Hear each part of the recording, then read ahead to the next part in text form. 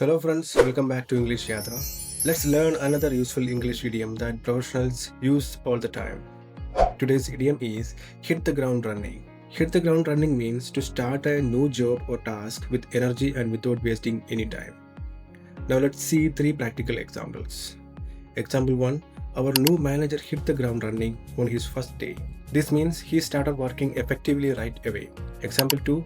I want to hit the ground running in my new job.